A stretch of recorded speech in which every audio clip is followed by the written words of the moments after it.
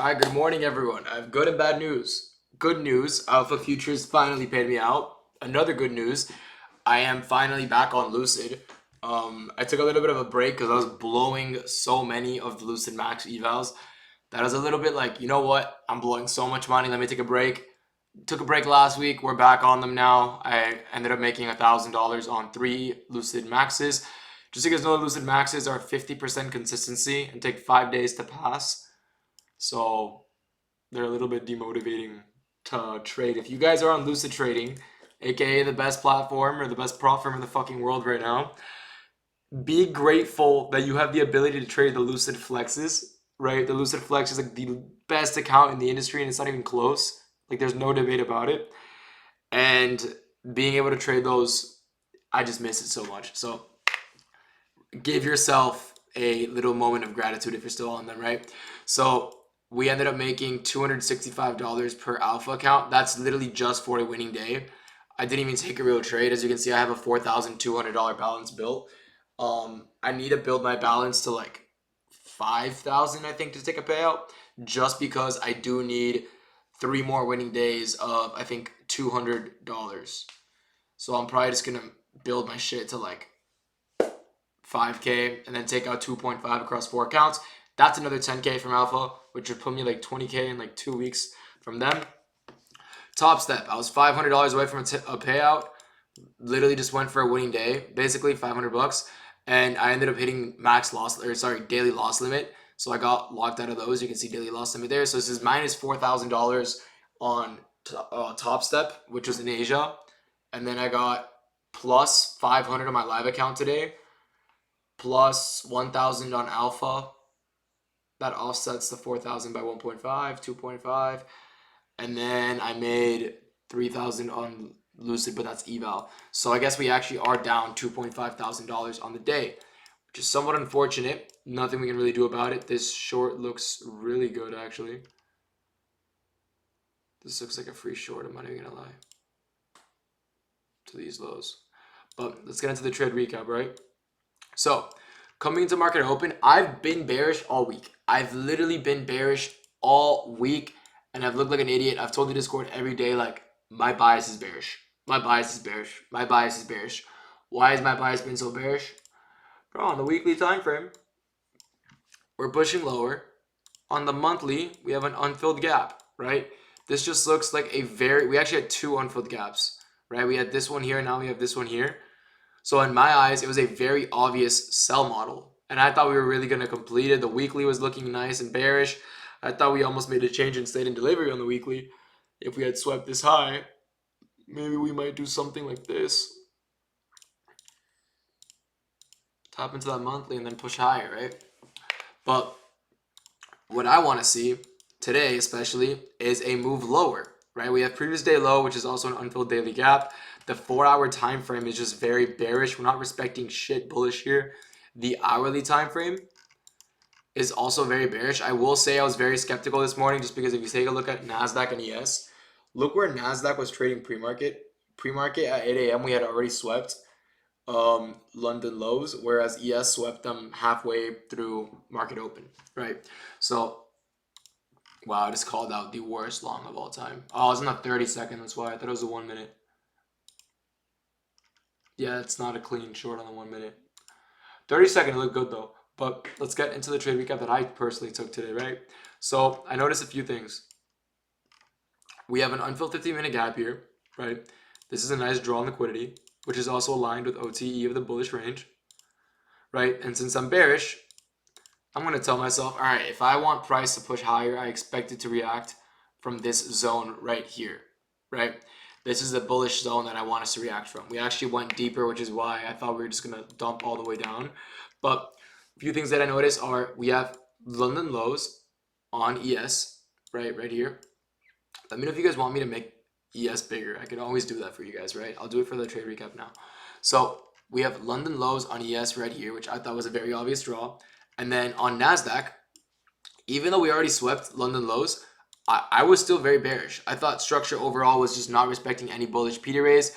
We have this bearish 15-minute gap, right? We also tapped into 0.5 of this range, right? So you can see price taps into 0.5, 50-minute gap, pushes lower, 925 just fucking takes out the whole range. I wanted 925 to chop around here so I could get a short entry into these lows. You guys know this is how my model works. I basically look for an entry here, stops above here for like a 1-to-1 to these lows. This is the kind of trade I was looking for. Instead, we got this bullshit. Like, what the fuck is this, right? Couldn't take anything there.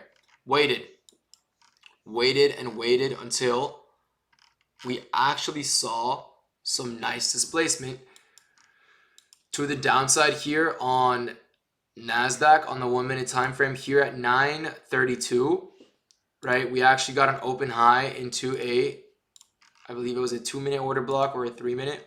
A 3-minute CISD, right? What is a CISD? A sweep above a high, right?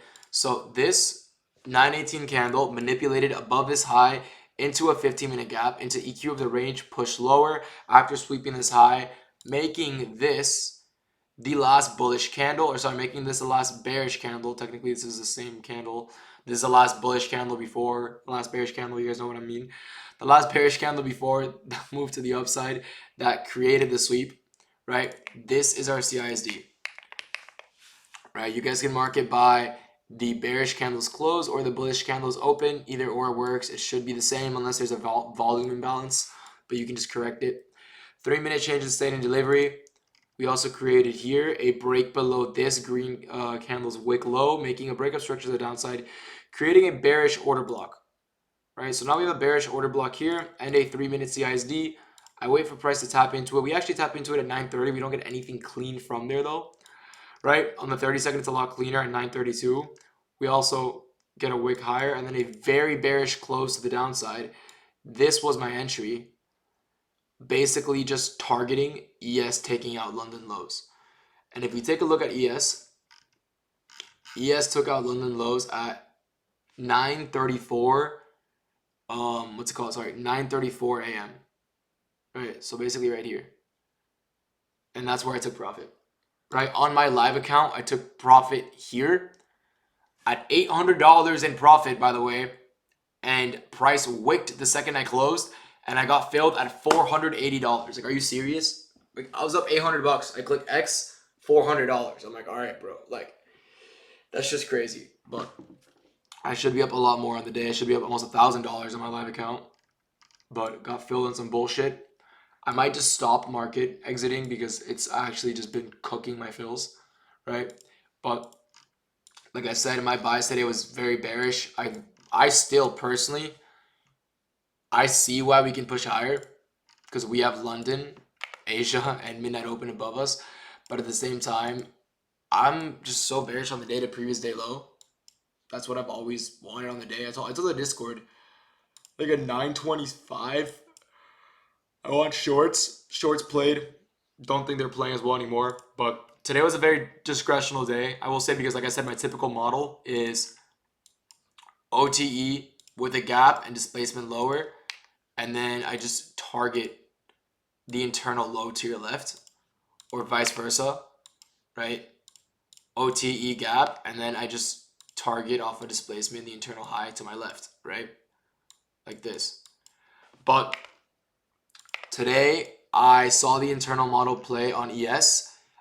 I don't trade ES. I know people who trade ES contracts. I don't care enough to do it. I'm not gonna fucking change my contract sizing on ES just to get the trade on ES. No, I'll just take the trade on NQ and close when ES is approximately where the take profit should be, right? So I literally just executed on NQ, but the trade was on ES, right? So it was an ES short to London lows, basically like this, but it was on NQ contracts, right?